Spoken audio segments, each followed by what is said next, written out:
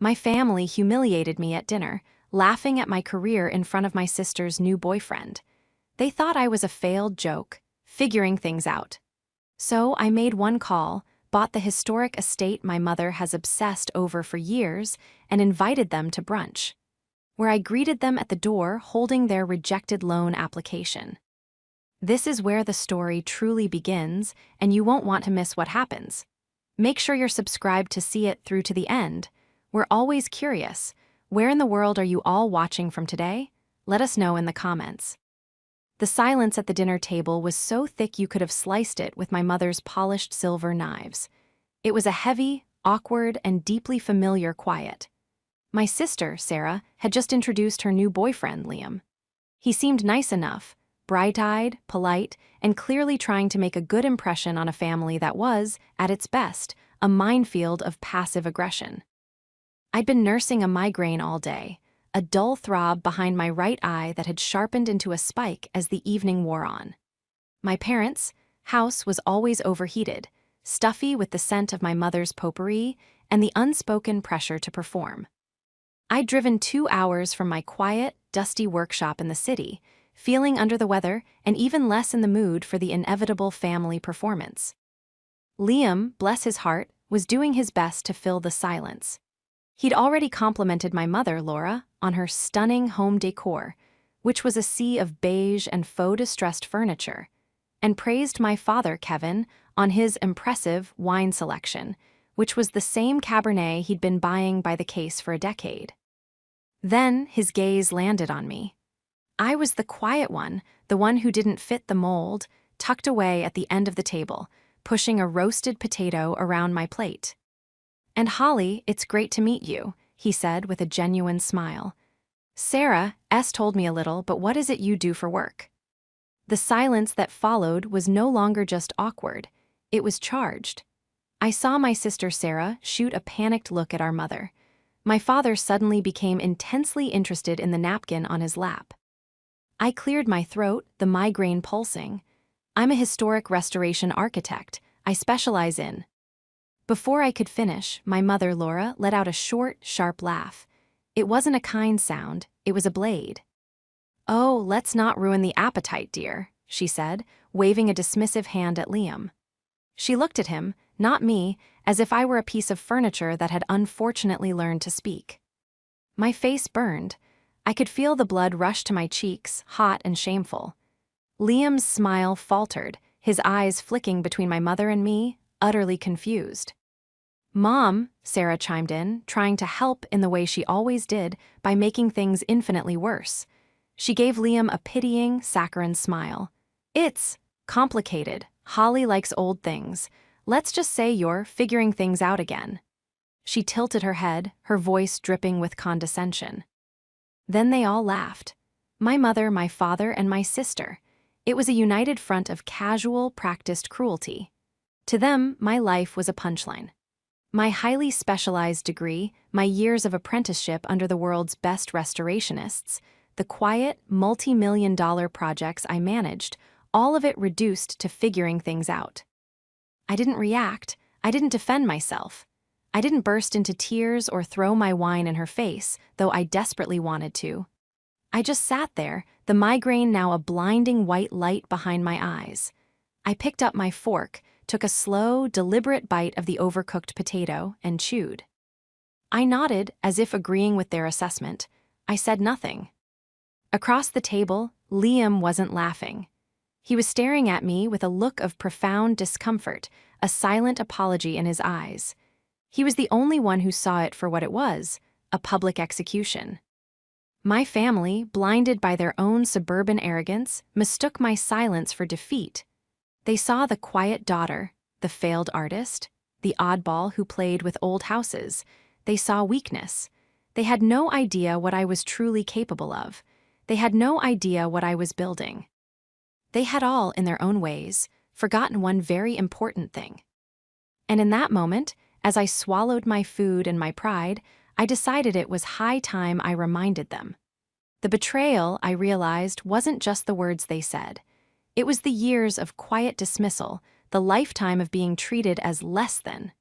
It was worse, in its own way, than any single, overt act of cruelty.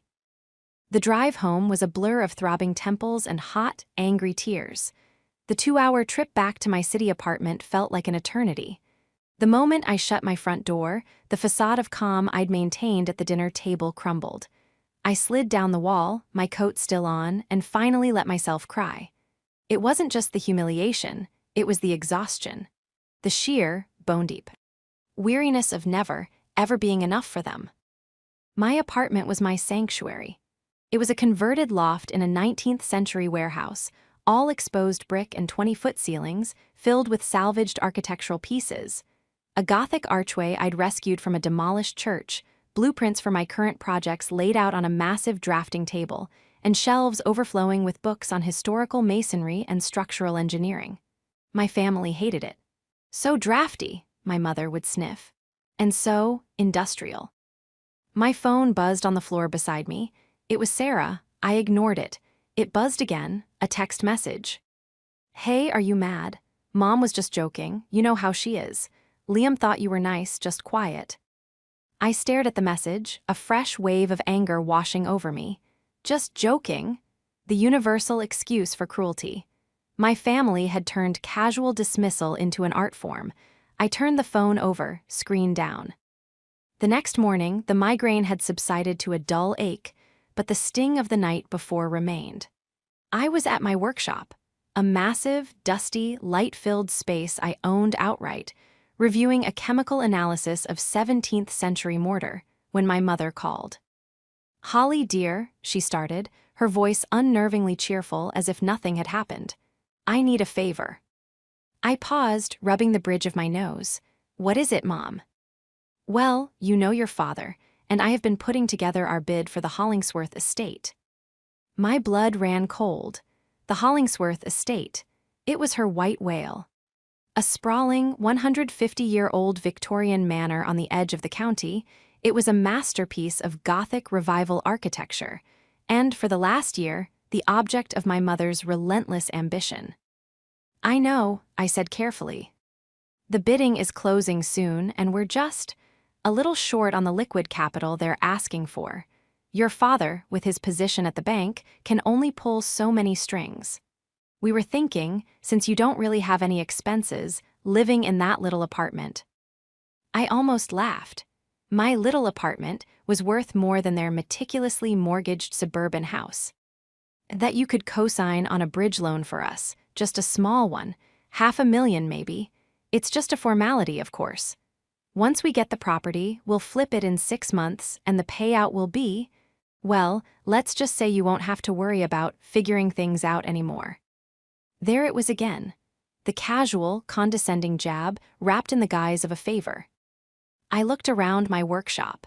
At the blueprints for the university library I was restoring. At the $300,000 laser scanning equipment in the corner. At the team of artisans milling wood in the next room. "Mom," I said, my voice quiet but cold, "I can't do that." The cheerfulness vanished from her voice. "What do you mean you can't? It's just a signature, Holly. Don't be difficult. This is important. This is for the family." "I'm not co-signing a loan for $500,000, Mom. I'm sorry." "Sorry? You'll be sorry when you're 50 and still playing in the dirt in that filthy warehouse. We are trying to build generational wealth, and you are just selfish. After everything we've done for you." She hung up. I stood in the silence of my workshop, the phone still in my hand. Selfish. The word echoed in the vast space. For years, I had believed them. I had let their definition of success, flashy cars, McMansions, public prestige, make me feel small. I had let their dismissal of my passion, my life's work, feel like a personal failure. But they had forgotten one crucial thing. They had forgotten who I was.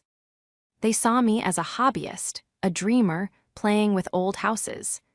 They had absolutely no idea about the world I actually moved in. They didn't know the architects, the historians, and the old money preservation committees I worked with. They didn't know the value of what I did. And as I looked at the ringing phone in my hand, now buzzing with an incoming call from my father, no doubt to apply more pressure, I felt something new. The hurt was still there, but it was crystallizing. It was hardening from a dull ache into a sharp, clear resolve. They thought I was the family failure. They thought I had nothing. It was time to show them exactly what playing in the dirt had built. To understand my mother, Laura, you have to understand the Hollingsworth estate. For her, it wasn't just a house. It was a throne. It was the ultimate symbol of arrival in the wealthy, appearance-obsessed world she so desperately craved to be the queen of. For the past year, it was all she'd talked about. She dreamed of opening it up, which was her code for gutting its irreplaceable historic interiors and filling it with the same beige, soulless decor that plagued her own home. She wanted to erase its history and turn it into a sterile, profitable flip.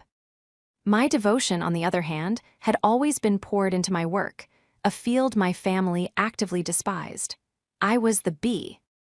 Black sheep not because I was rebellious, but because I was quiet. While my sister, Sarah, was building a brand as a lifestyle influencer, posting sponsored content about teeth-whitening strips and fast fashion hauls, I was getting my hands dirty. I paid for my own master's degree in architectural preservation.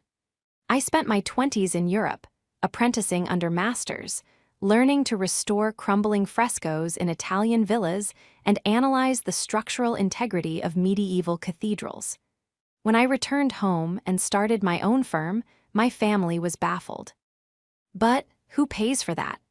My father, Kevin, would ask, his bank manager mind unable to compute a business model that wasn't based on quarterly profits and loan-to-value ratios. Governments, historical societies, universities, private collectors, I'd explain. People who want to save beautiful things. This only confused them more. My mother, in particular, was openly disdainful. Laura was a residential real estate agent in a mid-level suburban brokerage. Her entire professional life was built on quick sales and commission checks. To her, a building's only value was its square footage and its curb appeal. The idea of spending millions to save an old building instead of flipping it was, to her, laughably naive. It's a shame, really, I once overheard her telling her friends at a barbecue. Such a bright girl, and she chooses too well. It's like a charity, really. A very dusty, unprofitable charity. I never told them when I landed my first 7-figure contract. I never mentioned being flown to Kyoto for a consultation. I never showed them the magazine features in Architectural Digest or Preservation Today. What was the point? It wouldn't have mattered. In their eyes, I was Holly, the quiet disappointment, the girl figuring things out. Sarah, meanwhile, was the golden child. Her life was a performance, and my parents were her most devoted audience. Her thousands of Instagram followers, her free products, her flashy but leased convertible, this was success they could understand. It was visible. It was loud. The night of the dinner, after my mother hung up on me, the pieces began to click into place. The anger I felt was righteous. It was the cumulative weight of decades of being minimized. That's when I remembered Mr. and Mrs. Blackwell. They were the current owners of the Hollingsworth estate. I had met them 2 years prior at a preservation gala in Boston. They were in their 80s, sharp as tacks, and the last of a long, quiet line of old money. They were also, as it happened, major philanthropists in the world of historic restoration. They knew my work. They'd even funded a small research grant I'd won years ago. I remembered a conversation I'd had with Mrs. Blackwell over champagne. She'd been lamenting the state of her family's ancestral home, the Hollingsworth estate. "We can't keep it up, my dear," she'd said, her voice thin but strong. "But the thought of selling it to one of these developers, these flippers who want to paint everything gray and tear out the original details, it turns my stomach." My heart was hammering in my chest.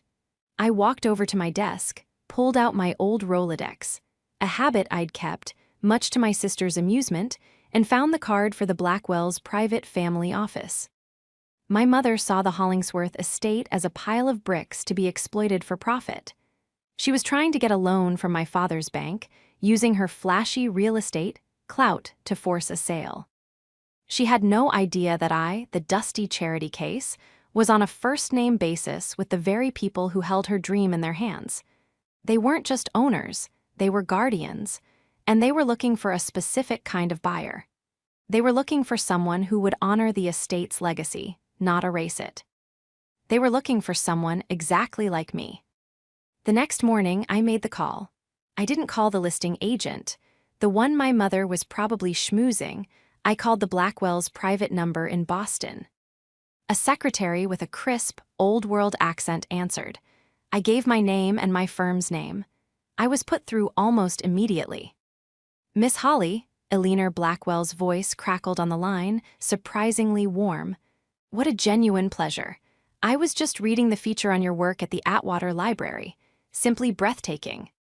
My mother didn't even know the article existed. Thank you, Mrs. Blackwell. That's very kind, I said, my voice steady, though my pulse was racing. I'm calling, perhaps out of turn, about the Hollingsworth estate. Ah, yes, the albatross, she sighed. We're in the final stages of reviewing bids. It's been disheartening. So many people with sledgehammers for eyes. This was my opening. What if, I said, it wasn't a flip? What if it was a restoration? A true, meticulous preservation of the building's character, turning the grounds into a center for architectural study. There was a long pause on the line. Go on, my dear. I'm not interested in it as a developer, Mrs. Blackwell. I'm interested in it as a restorationist. And as a home, I'd like to make a cash offer.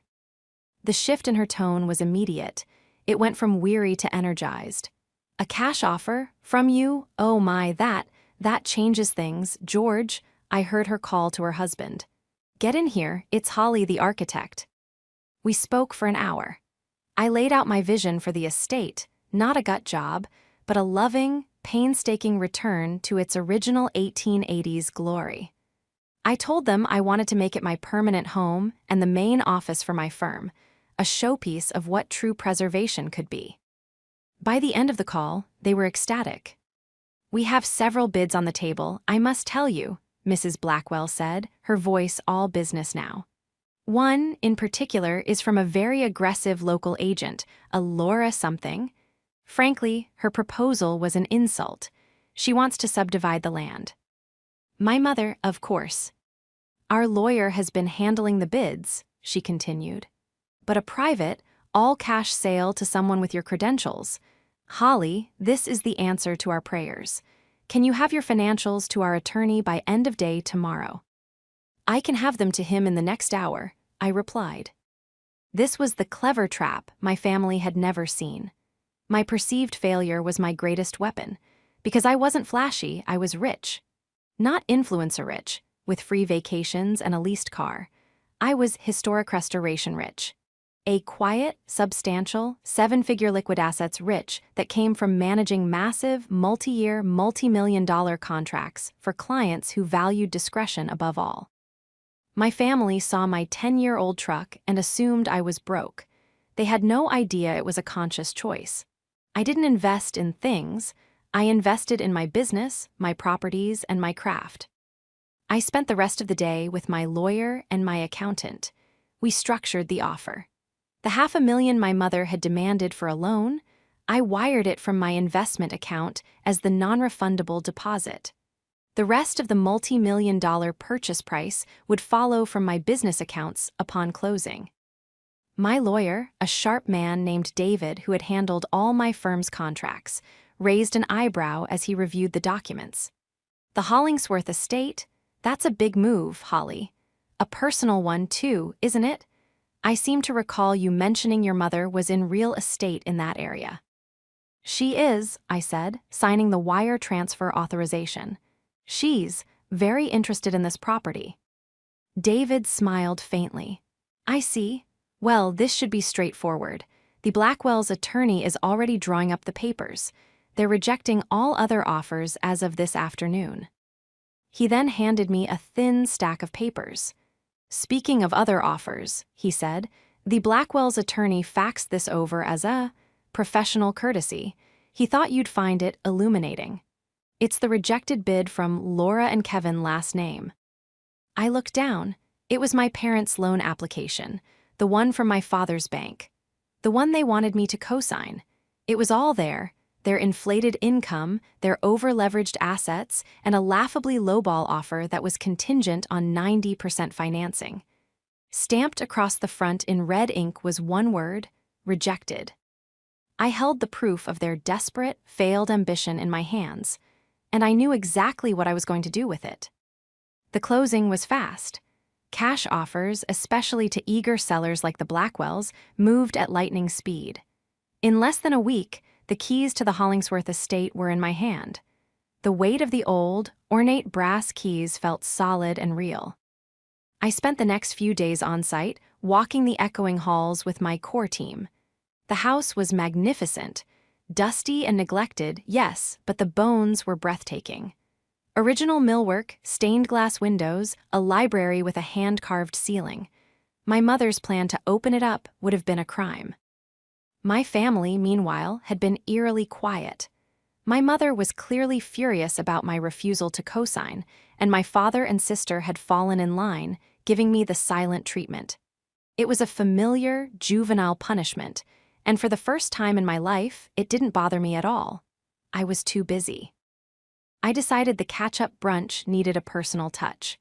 I, the quiet one, the one who couldn't cook, spent an entire Saturday baking. I made croissants from scratch, a quiche Lorraine, and a lemon elderflower cake. I set up a single, long table in the estate's enormous, dusty, but beautiful conservatory, overlooking the overgrown gardens. I used the finest china, part of the estate's original inventory, and polished the antique silver myself. Then I sent the invitation, a simple group text. "Hello, family. I know we haven't spoken much this week, but I'd love to have you all over for a catch-up brunch on Sunday. I have some exciting news to share. The location is a bit of a surprise. I'll send the address Sunday morning. Please bring Liam, Sarah. I'd love to get to know him better." The replies were almost instant. "Sarah, a surprise? What, did you finally clean your apartment? LOL, Liam has plans, but I guess we can stop by. Laura, Mom, I certainly hope this exciting news is that you've reconsidered your selfish decision, Holly. Kevin, Dad, your mother is still very upset." I smiled. "Sunday at 11, I replied. Sunday morning, I sent the pin, the address, 1400 Hollingsworth Drive. My phone immediately exploded. "Laura, why are you sending us this address? This is not funny, Holly. Sarah, that's the Hollingsworth estate. Is this some kind of sick joke? Mom's been trying to get that place for a year. Seriously, what is wrong with you?" I simply replied, "See you at 11, I'm at the main gate." I watched from the second-floor window as their cars, my mother's white luxury SUV and Sarah's flashy convertible, with Liam in the passenger seat, pulled up the long, winding drive. They parked and got out, staring up at the house with looks of utter bewilderment. My mother was practically vibrating with confusion and rage. My sister looked annoyed. My father just looked tired. Liam, the poor guy, just looked lost. I walked down the grand, sweeping staircase and pulled open the heavy oak doors.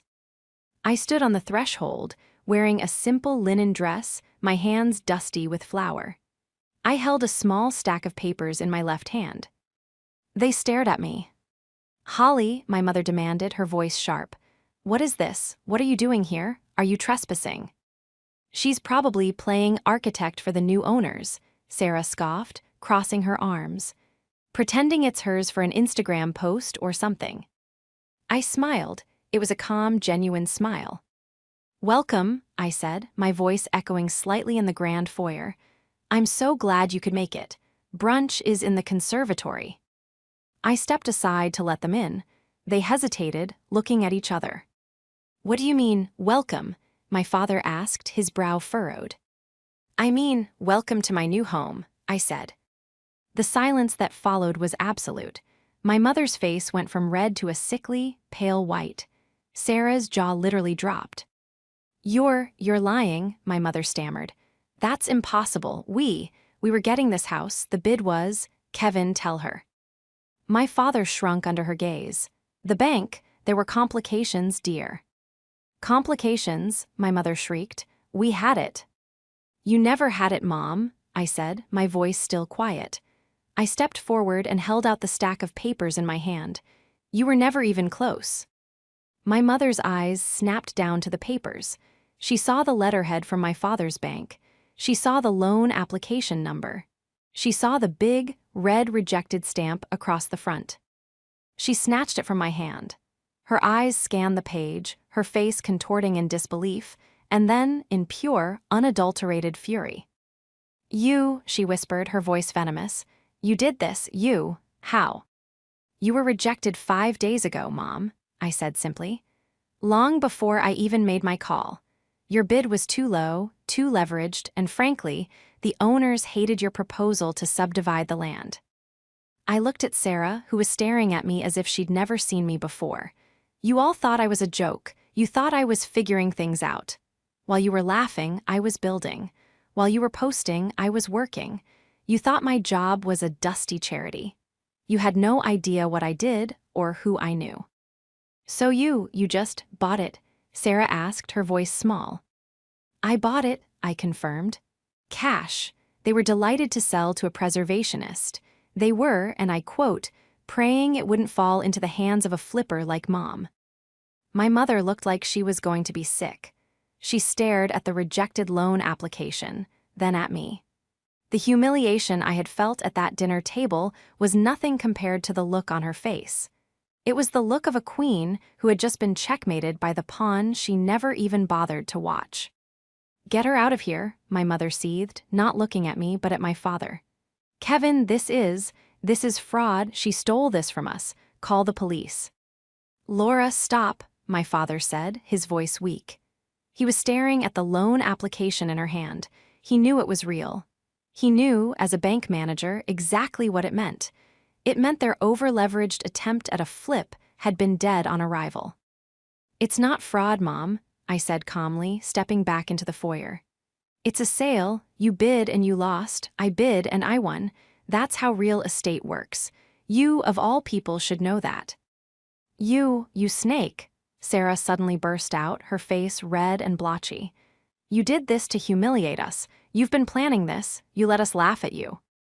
You laughed at me all on your own, Sarah, I replied, my voice losing its softness, hardening with the edge of years of resentment. You've all been laughing at me my entire life. You thought I was a failure because my life wasn't as loud as yours. You thought because I'm quiet, I'm weak. You thought because I don't flaunt my money, I don't have any. I turned to Liam, who had been standing by the door, frozen in silent horror. Liam, I'm so sorry you're here for this. There's quiche in the conservatory. Please help yourself. The rest of them I'm not so sure about. Liam actually took a step toward the conservatory before Sarah grabbed his arm. Don't you dare, we're leaving. Yes, we are, my mother snarled. She threw the rejected application on the floor. This isn't over, Holly. You have no idea what you've just done. You've declared war on your own family.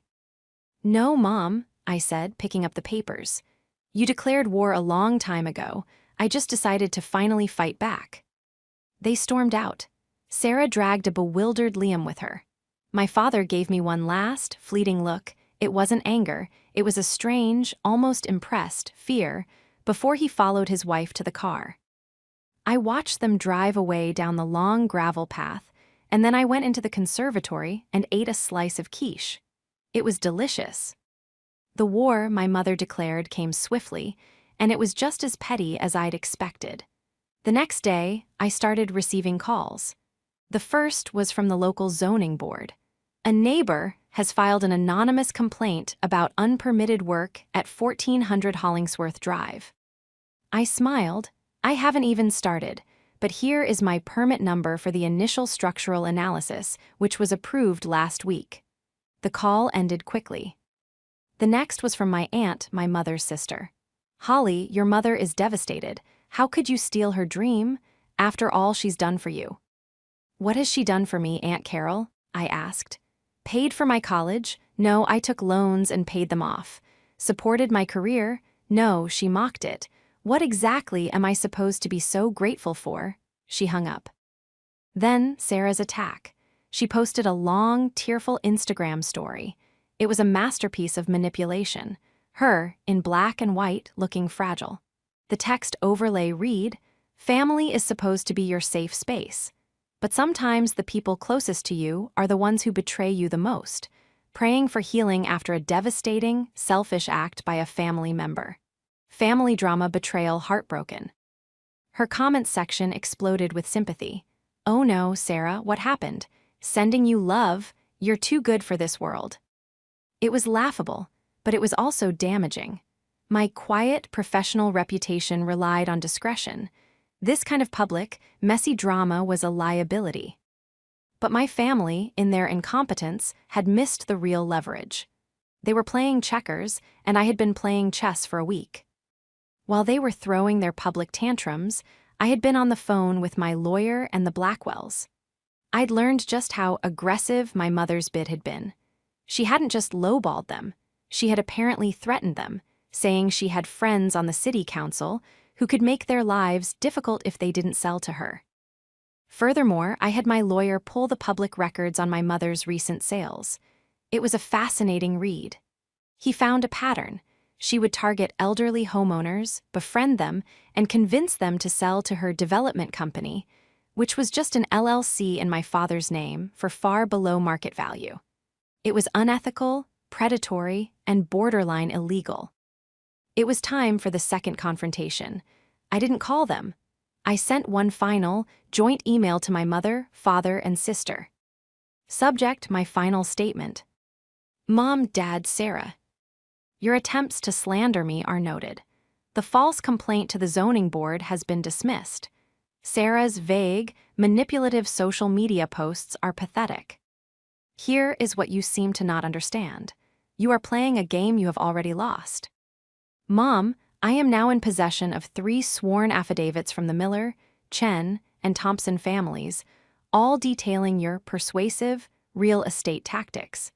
It seems you have a habit of pressuring elderly clients to sell their problem homes to an LLC that, oddly enough, is registered to Dad. The State Real Estate Board will be very interested in this pattern. Dad, as a bank manager, co-signing on that LLC and funneling loans to it, which are then used to purchase properties from your wife's clients, is a massive conflict of interest. I'm sure the banking commission would agree. Sarah, as an influencer, your entire career is based on authenticity. I wonder how your followers would feel if they saw the real comments you've made. I've kept every text, every email, every time you've mocked my charity work. I have compiled all of this. I am not a nice, quiet girl anymore.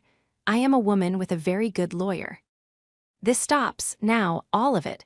You will never contact the zoning board again. You will never speak my name to the family. And Sarah, you will post a retraction and an apology for your vague post, or I will make things very, very clear for your followers. I am done. This is your only warning. Welcome to the consequences. The spell was broken. The silence that followed this email was more profound than any I had ever experienced from them. It was the silence of total and complete defeat. About a week after I sent the email, Sarah's retraction appeared. It was just as cowardly as I expected. So thankful for all the support. Was just going through a personal moment, but happy to say it was all a big misunderstanding. Love my family so much. Blessed. It was nauseating, but it was compliance. My mother and father went completely silent. The calls from angry relatives stopped. The zoning board never bothered me again. I had one. But it was a hollow, quiet victory, and I was left alone in my magnificent, empty house. I spent the next 2 months throwing myself into the restoration. The silence from my family was a relief, allowing me to focus. My team and I worked from dawn until dusk. We carefully stripped back layers of paint to find the original stenciling, consulted with glass artisans to repair the stained glass windows, and began the long process of reviving the suffocated gardens. The house was coming back to life, and in a strange way, so was I. Then I got an unexpected call. It was Liam. "Holly, it's Liam, Sarah's ex-boyfriend, I guess." His voice was nervous. "Hey, Liam, that's a surprise," I said, sitting down on a dusty drop cloth. Yeah, look, I'm sorry to bother you, but what I saw at that house, it didn't sit right with me. Sarah and I got into a huge fight about it right after. The way they treat you and the way she just went along with it. And then when she posted that stuff on Instagram, I couldn't be with someone like that. We broke up. I'm sorry to hear that, Liam, I said, and I genuinely was. He seemed like a good person. Don't be, it was the best thing that could have happened, he said quickly. Anyway, that's not why I'm calling. I'm a software engineer, right? Well, Sarah was always logged into her social media on my laptop. After we broke up, I was clearing my cache and I saw her DMs. Not just with her friends, but with your mom. Holly, they weren't just slandering you. Your mom was actively trying to ruin your business. She was messaging people in your industry, clients she found on your firm's website, telling them you were unstable and unreliable. It was bad. My blood ran cold. This was worse than I thought. This wasn't just petty anger, it was a targeted attempt to destroy my livelihood. Liam, do you still have access to those? I took screenshots, he said, his voice grim. I'm sending them to you right now. I don't know what you want to do with them, but I felt you had a right to know. These people are toxic. The screenshots came through. It was all there. My mother, Laura, messaging a university provost I'd been in talks with, a private collector, and a historical society, all with the same lies. As her mother, it breaks my heart to say this, but Holly is having a severe mental health crisis. I would hate for your project to be compromised. This changed everything. My email warning wasn't enough. They hadn't stopped. They had just gotten quieter, more insidious. It was time to end this, not with emails, but in public. The annual Preservation Society Ball was in 2 weeks. It was the biggest event of the year in our region. This year, for the first time, it was being held at the Hollingsworth estate. At my house. The society had begged me, and I'd agreed to host it as a work-in-progress gala. My parents knew about this event. My mother, as a local real estate agent, always bought a table, desperate to network with the old money and wealthy developers in attendance. I knew they would be there. They wouldn't be able to resist the chance to be seen at the Hollingsworth estate, even if it was mine. They would come, pretending all was forgiven, to save face. The night of the ball, the estate was transformed. Hundreds of tea lights lit the drive. The foyer, though still rustic, was clean and grand. In the ballroom, my team had set up scaffolding as an artistic feature, and the tables were set among the beautiful, half-restored murals. I saw them walk in. My mother, Laura, in a tight-fitting, garish sequin gown, my father, Kevin, in his old tux, and Sarah, in a dress that was clearly gifted, already taking selfies. They smiled and waved at people as if they were the hosts. I waited. I let them get their drinks. I let them mingle. I let my mother hold court at her table, no doubt complaining about the slow progress of the restoration. Then it was time for the host's speech. I was introduced to a wave of warm applause. I walked to the podium, which was set up at the front of the ballroom. Thank you all for coming, I began, my voice clear and strong, amplified by the microphone. Welcome to the Hollingsworth estate. It is a privilege to be its new guardian, to be the one to save it from sledgehammers. A few polite laughs. I saw my mother smile tightly. I've always believed that our work in preservation is about truth, I continued. It's about peeling back the layers of paint, the ugly additions, to find the true, original structure beneath, to find the character. I paused, my eyes scanning the crowd until they locked on my mother's. It's a philosophy I've had to apply to my own life recently. Many of you know my mother, Laura, a local real estate agent, and my sister, Sarah, a lifestyle influencer. I pointed them out. The spotlight obligingly swung to their table. They looked surprised but pleased by the attention. They have been so invested in my career, I said, my voice dripping with irony. So invested, in fact, that my mother has been personally messaging my clients, telling them I am mentally unstable and unfit for work. The room went completely silent. The only sound was a champagne flute shattering as it slipped from someone's hand. My mother's smile was frozen on her face, a grotesque mask. Sarah's face went white. She, along with my father, a manager at the local bank, were angry, I went on, my voice resonating with cold, hard clarity. Angry that I bought this house, the one they tried and failed to buy. Angry that the family failure turned out to be the only one with the resources to save it. And so, they decided that if they couldn't have the house, they would try to destroy my reputation. I held up my phone, connected to the projector. On the large screen behind me, Liam's screenshots appeared, my mother's DMs, her exact words. A severe mental health crisis. Unreliable. A collective gasp went through the room. People were turning in their seats, staring at my family. My mother was shaking her head, whispering, "No, no," but the proof was 50 feet high. "This is the real truth under the paint," I said. "This is the character of people who would rather destroy their own daughter's livelihood than admit she was successful. This is who they are." My mother stood up so fast her chair screeched and fell over. She pointed a shaking finger at me.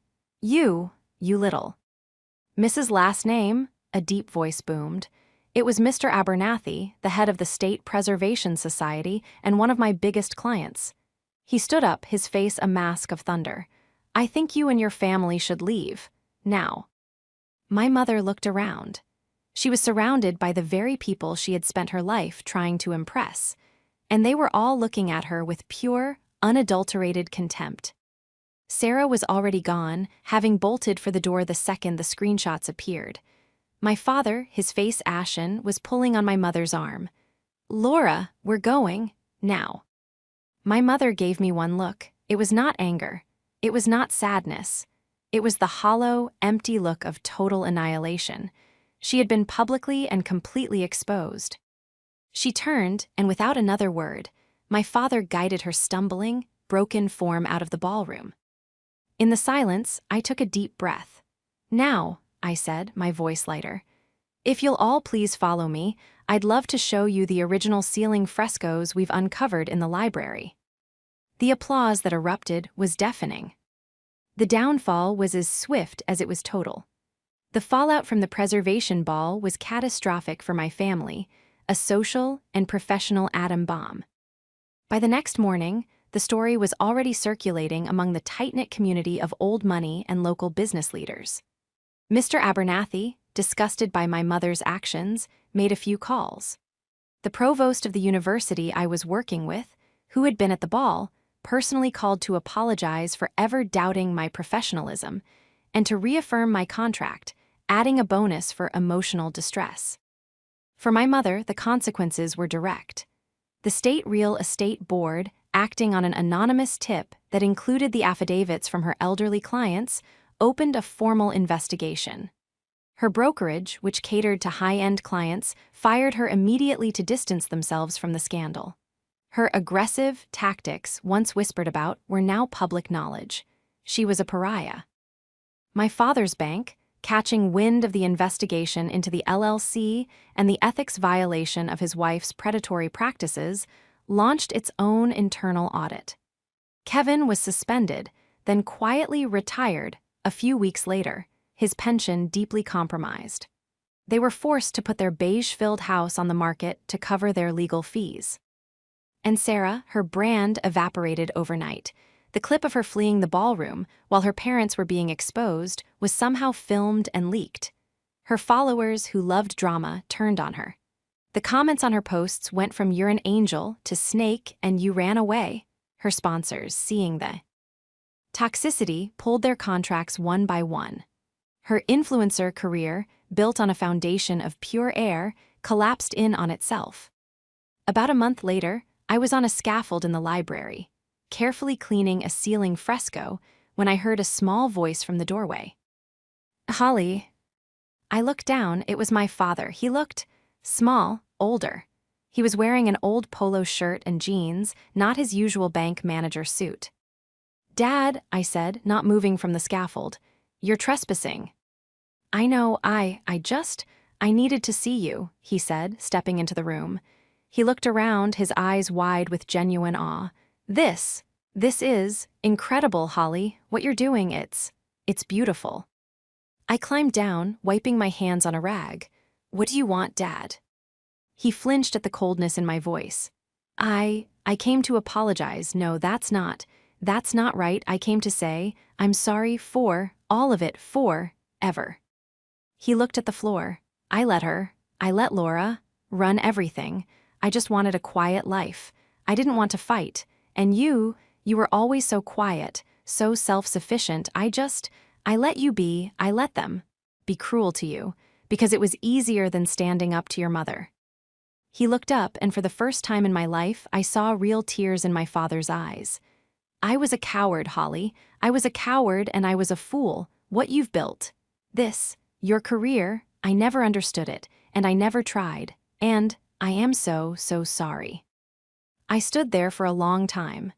The anger I had held for him, the resentment for his passive enablement, began to ebb, replaced by a deep, weary sadness. He wasn't a monster like my mother. He was just a weak man. Thank you for saying that, Dad, I said finally. It's a start. He nodded, wiping his eyes. Your mother and Sarah, they're not doing well. Your mother, she's lost, Holly, she's broken. She's not broken, Dad, I said, my voice firm but not unkind. She's just facing consequences. There's a difference. She's not sorry for what she did. She's just sorry she got caught. He couldn't meet my eyes because he knew it was true. We're moving, he said, to a small condo out of state near your Aunt Carol. I think that's for the best, I said. He nodded, lingered for a moment, as if wanting to say more, then just turned and walked away. I watched him go, a chapter of my life closing. 2 years later, the Hollingsworth estate was finished. It was glorious. The night of its grand reopening, I stood on the porch, watching the guests arrive. The house was alive, filled with light and music. My work was being celebrated. My firm had more contracts than I could handle. Liam, the man who had inadvertently started it all, was there. We had become friends. He'd started his own software company, and we'd bonded over a shared sense of escaping toxicity. You did it, Holly, he said, handing me a glass of champagne. You really did it. I looked out at the restored gardens, at the glowing windows of my home. I had my work, I had my friends, and I had my peace. I no longer needed the approval of people who didn't understand me. I had, finally, figured things out.